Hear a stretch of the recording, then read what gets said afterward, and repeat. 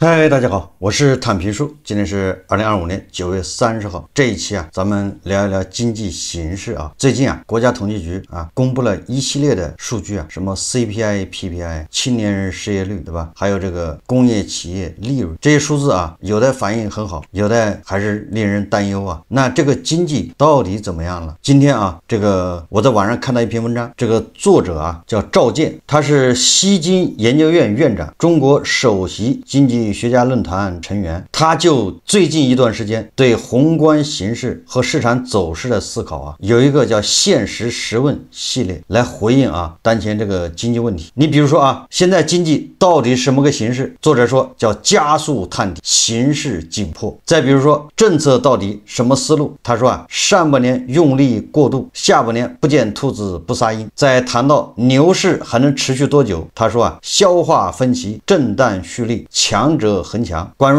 房地产何时能见底？他说漫长的告别，僵而不死，向死而生。再谈到这个通货紧缩这个物价何时能回升？他说等待地产触底或牛市持续慢牛。再谈到这个储蓄新高，钱会往哪儿流？他说结构分化，挤入强势资产。对大家关心的人民币汇率是贬还是升呢？他说升值告一段落，未来取决于中美央行，也就是前一段时间的升值基本上已经到头了，接下来博弈看中美的双方央行是怎么想的。那我们来看看他具体是怎么说的。对于这个经济形势叫加速探底，形势紧迫。这个作者说进入第三季度，也就是7、8月以来，虽然股市火热，但是经济骤冷，特别是最新公布的8月数据，基本上是没法看。从投资到消费，从房地产到基建，从企业营收到人员就业，几乎都出现了大幅下探。他说特别是房地产几乎是无征兆的突然掉头向下，这个和咱们每天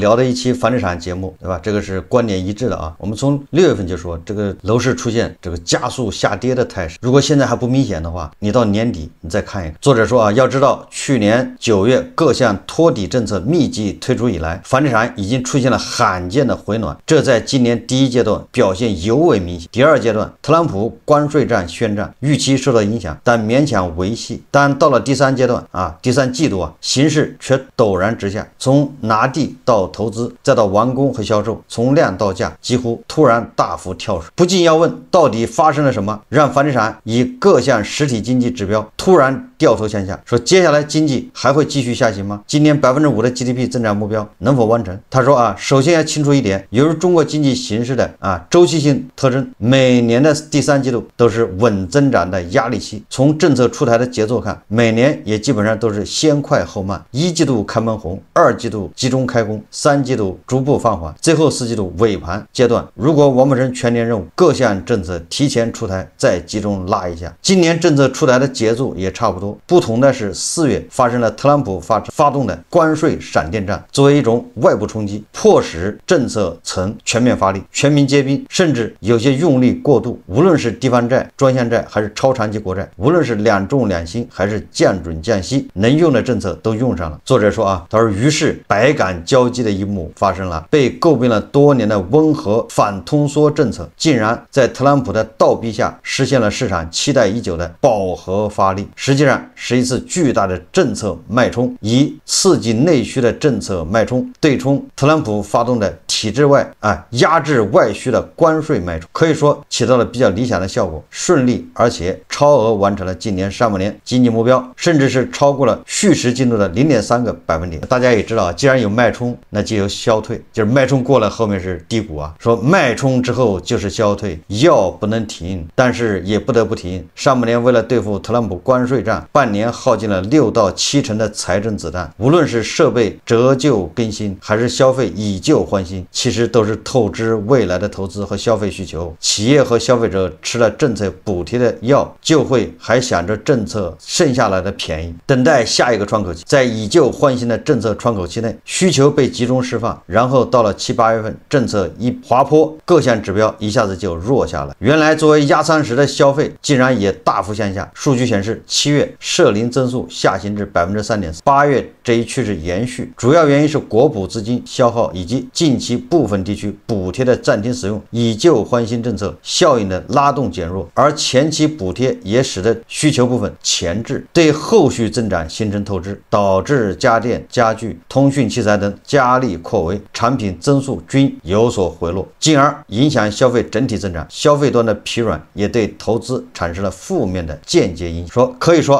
7月、8月份经济大幅掉头向下，是政策脉冲上去之后回落的结果。政策脉冲这个因素能解释一半以上，另一半可以由周期性因素解释。当然，还有一个不可抗拒的因素，就是今年夏天的极端高温，雨水偏多，导致很多项目不得不停工，人们也不愿意外出消费，那电不用多了吗？对吧？这今年7月、8月咱们用电高峰已经创造这个世界奇迹好像都过了这个1万亿千瓦时1万亿度电，一个月是东盟国家好像1年的用电量。所以说不能拿极端高温、雨水偏多导致各个地方工程进度有限，这个消费受压来说事，对吧？也就是说此消彼长了。实际上这个作者说的是消费领域，由于这个政策的脉冲，导致脉冲一过，后面就疲软，这个大家都懂你政策刺激实际上刺激了提前消费。现在大家都是勒紧裤腰带，都是能不花钱不花钱。然后你要刺激的话，那行，我把明年要买的东西今年买了，我把下个月买的东西现在买了，就这点区别嘛。那到了明年，对吧？除非你继续刺激你力度更大，那我把后年的，对吧？大后年的我买了，只要你不刺激，我不仅不买了，对吧？本来当年要买的东西不买，因为去年已经买过了，消费，对吧？它就会出现滑坡用网友的话说，就是提前割了韭菜而已，对吧？房地产领域是一模一样的。去年9月份，对吧？出台一波政策，那这个政策实际上就把很多10月份、11月份、12月份、1月份要买房的提前给他割了，他们一着急就冲进去把房一买好了。这些人一买完之后，那后面4月、5月、6月那肯定是加速下跌而且比没出政策之前跌得厉害因为无非就是这些人提前买了。所以到了6月份，对吧？咱们说这个楼市出现加速下跌，就是这个道理所以不要指望政策，那个政策一出无非就是把后面的提前到前面去，那你到了后面，你那个就会滑坡更严重，就是断崖式下跌。这个作者也谈到了房地产，他说房地产投资和销售继续拖累总需求。他说我们要清楚一点，房地产周期是周期之母，房地产稳不住，经济就很难稳住；房地产不见底，经济就很难见底。这是决定中国经济运行的主逻辑。很显然，3条红线作为一次去泡沫或去风险的政策冲击，推翻的不只是地产链的多米诺骨牌，还有财政、信用、金融的系统性联盟。我倒是觉得他这个还是本末倒置这个房地产呢，说来说去还是咱们内部分配的问题，对吧？跟内需实际上是差不多的。我们如果把大国看作一个公司，对吧？房地产只不过是你内部的考核，对吧？内部的这种激励。一个公司好坏取决于你的产品卖的怎么样，市场占有率、利润率，实际上总结出来就是你今年能赚多少钱。那对国家来说，那就是外汇，就是你卖到国外的。我也看到有网友评论他说每个国家都是对外都是看外汇，那最后谁来买呢？外星人，这是不对的因为咱们目前这个体系你不能否认它是，对吧？美西方主导的这么一个经济，那美国它就是龙头为什么美国消费，美国人消费，美国人发债消费，对吧？当然美国人也掌握了这科技的这个龙头，对吧？高科技、高毛利，它的定价权你也撼动不了，对吧？这一套游戏规则是美国人美西方嘛，对吧？咱们也是在顺从这种制度所以你看美国人家发债消费，美国人为什么特朗普那么牛动不动，对吧？全球征关税，你想卖给我，你就得加关税，因为人家消费力强，人家就是定位就是消费，他怎么有钱消费呢？科技金融，对吧？当然我们每个国家自己也有消费但是我们自己的消费那占比很小，相对我们生产来说好，那我们实际上你就得看你出口多少，就是外汇。所以你一切的问题就是你出口多了还是少。当然也有人就说了，我们内需如果做大的话，双循环，对吧？内需做大也一样，我们跟美国一样，但是目前你做不到对吧？现在天天刺激各种消费刺激，不是刺激不起来吗？对吧？越刺激消费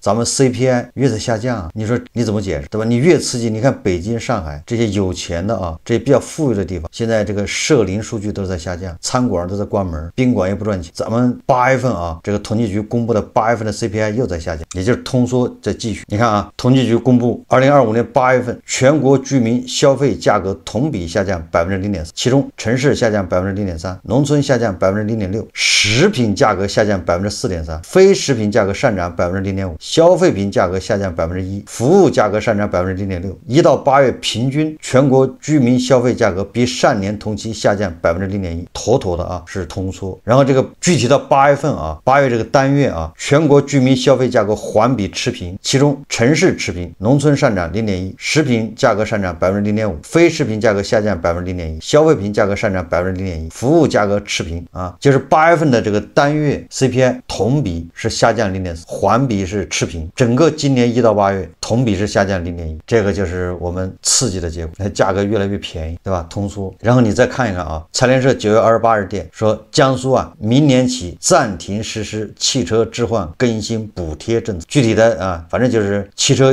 以旧换新这个政策要调整，补贴政策于2025年9月28日24点暂停实施。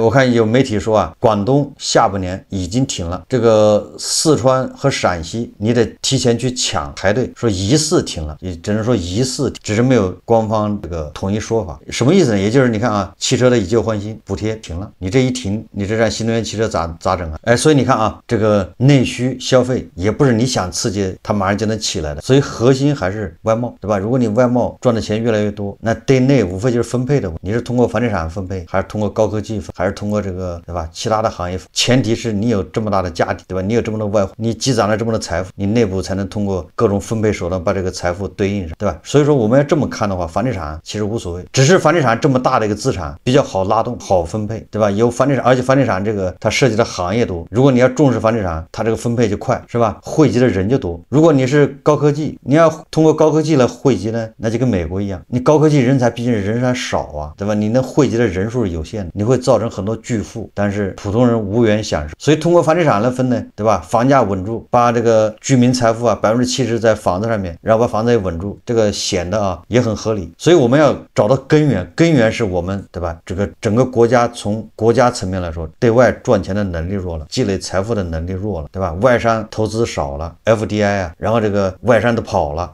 这是核心原因啊。你把这个核心问题抓住了啊，你才知道房地产为什么怎么刺激也不行。基建投资连续2个月负增长，跌幅创造多年以来的记录。7月基建投资单月同比回落7.3个百分点至负的1.9%。8月广义基建投资单月同比录得负的6.4%，较上月下降4.5个百分点。这样的降幅解释了经济加速下滑的大部分原因。要知道，在房地产投资熄火的情况下，基建投资过去几年一直承担着弥补和固定资产投资缺口的重任。可是今天基建投资也熄火了。这个基建投资熄火什么原因呢？他说啊，主要是因为政策脉冲，即上半年为了应对冲特朗普关税战，将各种财政政策前置。当上半年看到5.3%的 GDP 增长率后，决策层对形势研判从悲观转向乐观，政策端就放慢了节奏。地方财政一旦放慢节奏，基建也就掉头向下。当然还有一个因素在制约地方投资，就是基层领导干事创业的氛围。我倒是觉得啊，他这说的值得商榷。也就是说，基建投资熄火不全是坏事，因为到目前这个份上啊，这个环境下，你现在你所有的基建投资有没有回报率，对吧？你还能不能收得回投资？不要说收得回投资吧，就是你这个基建，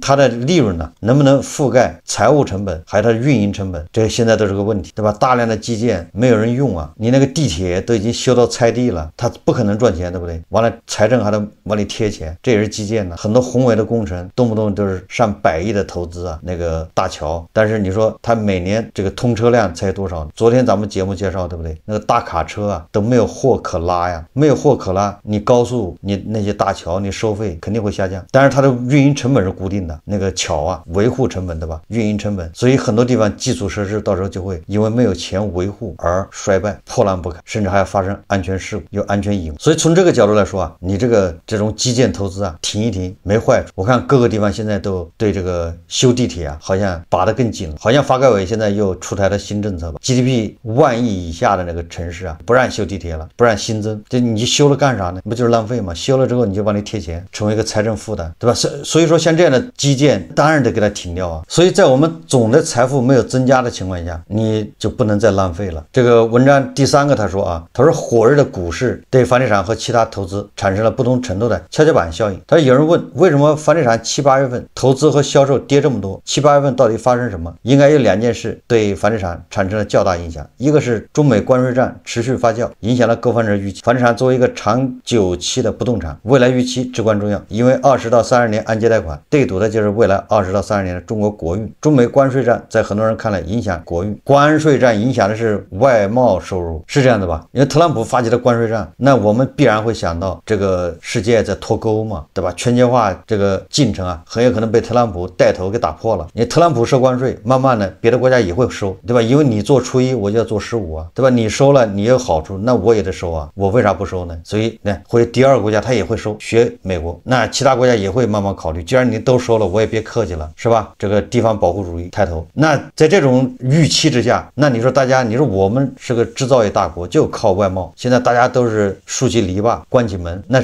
谁最吃亏呢？对吧？我觉得啊，所以说这个作者他也说这个中美贸易战啊，他认为是跷跷板关系。什么跷跷板关系呢？就是啊，8月份、7月份这房地产不行，是因为股市好了，钱跑股市去。他说你看股市变得非常火热，挤占了一些原本购买房子的资金。有人会产生疑问，说股市对楼市跷跷板效应真的这么严重吗？股市和楼市之间到底是什么关系？这个是学术界和业界都关心的问题。我之前做了一些计量研究，得出个初步结论：股市和楼市之间并不是简单的线性关系，而是在不同的状态下不同的相关性。这个怎么说呢？相关性的肯定是有啊，对吧？叫蝴蝶的翅膀嘛，大洋彼岸的蝴蝶扇一扇，大洋的对岸都会发生某些效应，这个很正常，对吧？这叫有一定的相关性。但这个相关性是线性的还是，对吧？有没有直接关联？这个就可不好说了。作者说啊，一方面的确存在一定的替代效应，即卖房炒股或买房炒股；另一方面，在某个阶段也存在收入效应或财富效应，即股市赚的钱提高了住房购买力。到底哪个效应占主导？我认为要看资产强势程度。如果在某个时间某个资产过于强势，那么对它其他资产就是替代效应。至少7、8月份楼市加速下跌，跟股市没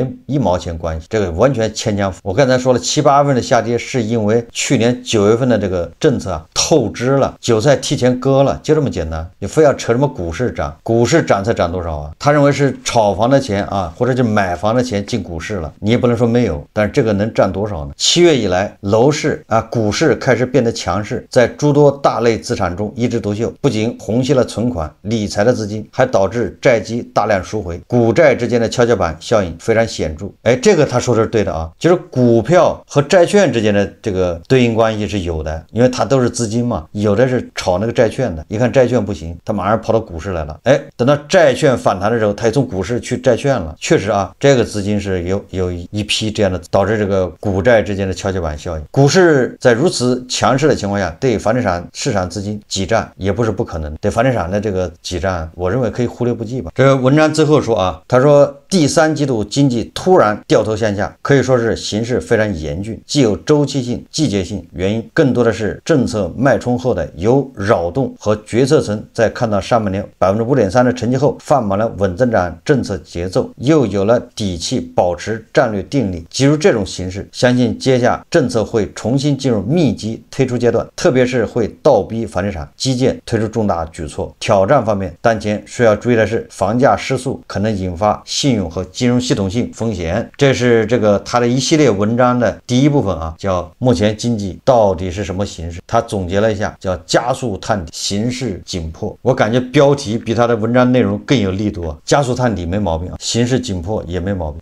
从房地产来说吧，我认为这个年底是吧，大家会看到它恐怕还有更明显的跌幅，甚至我认为即便啊10月份出台什么政策都无济于事。关于房地产，你还有什么政策可以出？就是从这个上层啊，从中央层面，你无非是北京、上海全部放开，然后就是按揭利率，对吧？你再调到2.5%，现在是3%嘛，上下啊，你调到2.5%，好，你再胆儿再大一点，你调到2%，能有多大用呢？你首付比例现在15%，你给调到10%，就像那个首付比例从20%调到15%一样，没什么变化。你从15%调到10%也没什么变化。决定房子的走势不是这个，对吧？这个不是关键因素，它是因素之一，关键因素还是韭菜的预期。期啊，对吧？一个对房价的预期。哎，如果大家都认为你房子跌不了了，要涨，那这个时候，哎，无论你首付是多少，对吧？无论你利息是多少，利率啊，照样会有很多人去买，因为它不跌了。很多人去一买，它不仅不跌，它说不定还要涨，对吧？这是跟预期有关。第二，跟韭菜收入有关系，对吧？我现在一个月是1万，我明年就1.8万，后年说不定3万。在这种情况下，很多人就愿意买房，对吧？他要改善生活，他是刚需啊。完了之后，对吧？我扛得起啊，我不怕你跌啊。所以你看啊，你说现在还能出什么政策？最主要是恢复人心，对吧？恢复信心，要让大家相信啊，我现在买这房子是2万，那3年以后3万块钱能卖掉，对吧？那3万卖给谁呢？你首先把这个逻辑要说通啊，就是3万要卖给谁呢？未来3年人口是在下降，断崖式下跌，对吧？就是说人口，这房子不是什么近期看短期的吧，近期看金融政策，长期看人口。从人口这块，它对这个楼市稳定它是不利的，因为人口在下降，时间不站在这个唱多的人这边。你说我3年以后卖给谁？人口一下降，你房子就显得过剩，对吧？你到时候房子能不能租出去都是个问题。哎，说这个什么意思呢？也就是说，接下来就是出台救房地产的这个措施啊，实在也想不出有什么好措施了。所以说，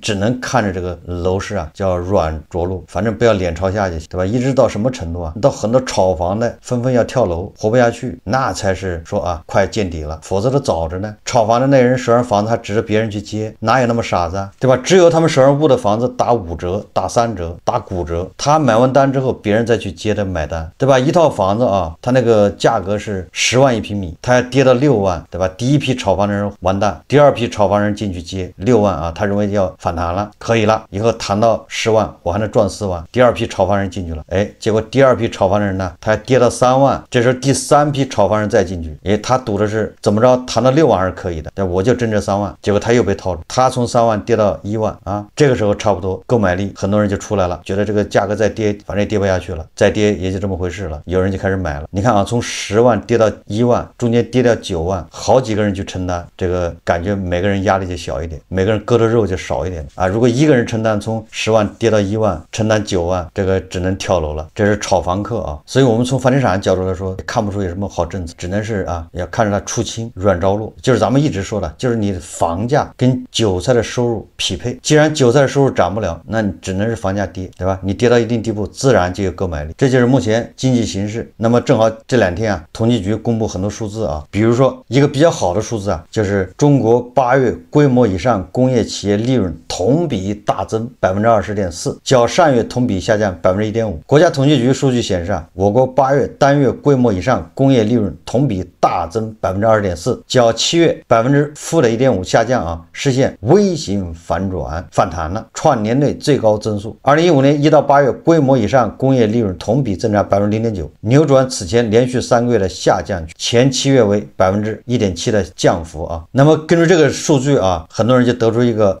积极的这个信号，认为政策效果显现，反内卷政策推动工业品价格企稳，8月 PPI 降幅收窄至-2.9%等等啊。实际上这个数字啊，它有很多迷惑性。同比啊，比的是去年这个时候，那去年这个时候你也得看看它的基数，如果去年这个时候它的基数很小，对吧？你这个，那你今年稍微提高一点，就会出现一个大比例的上升，出现一个所谓的拐点。但是不要紧，所谓的拐点你得看2个月，哎，后面持续向上，哎，那就说明这真的是个拐点。如果后面咣当一掉下来，这不叫拐点，这叫扰动，对吧？这是因为上个月这个数字太小，所以你就要看累积数据，就是今年1到8月。那么今年1到8月工业利润是增长还是下降？另外啊，统计局公布这个9月制造业 PMI 为49.8%，比上月上升0.4个百分点，哎，这个也是个好现象啊。就是刚才说的嘛，那工业规模以上工业利润都增长了，那这个 PMI 也增长，这个被认为是反内卷，实际上不是啊，实际上我认为它是个数据的扰动，也就是你再看10月份这个数字，它是不是又掉下来了？再看这个就业形势啊，统计局公布的啊，8月青年失业率升至18.9%，创下1年来的新高。这个统计局公布的数字啊，喜忧参半，我们还要看后续的数字，它的连续性、连贯性，然后还要看其他的数据，比如说央行公布的、财政部公布的，要对照着去。最后还是回到这个经济学家啊赵建的话呀，经济到底什么形势？目前经济是加速探底，形势紧。好，这期节目咱们就聊到这里，感谢大家收看。如果喜欢我的节目，欢迎订阅转发，也可以在下方留言评论，谢谢大家。